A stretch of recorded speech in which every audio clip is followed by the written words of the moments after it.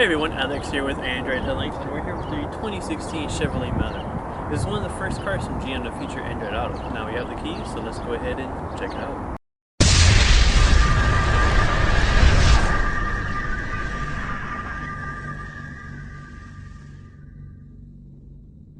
Chevy has gone all in with Android Auto in their 2016 lineup. They've brought it to every single one of their vehicles.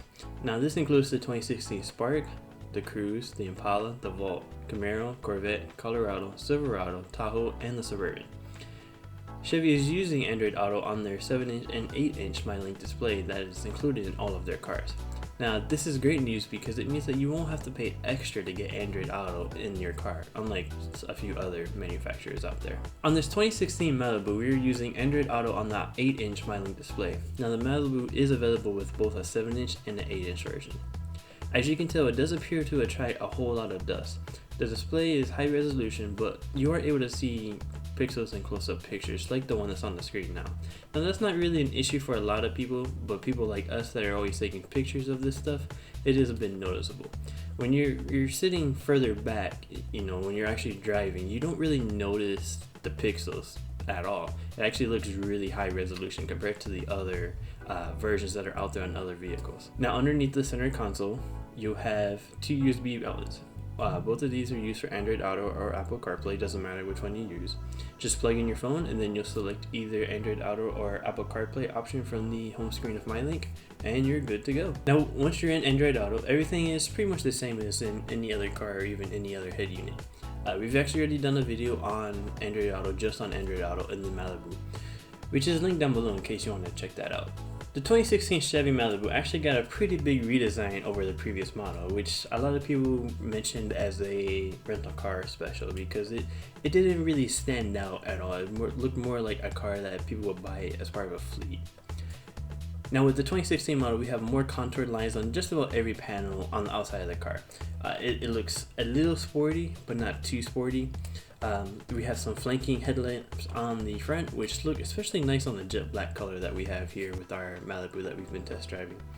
Now inside the cabin, it's pretty nice. Now it's not as luxurious as something from Audi, which was the last car that we checked out with Android Auto, but you're also paying half that price for the Malibu. The Malibu starts at around $21,000, so it's a bit understandable that's not as luxurious. Now some might be a little upset, and they've already voiced their opinions about Chevy keeping the raised dashboard. Now the thing here is it saved costs for Chevy, and it also kept the car looking pretty decent.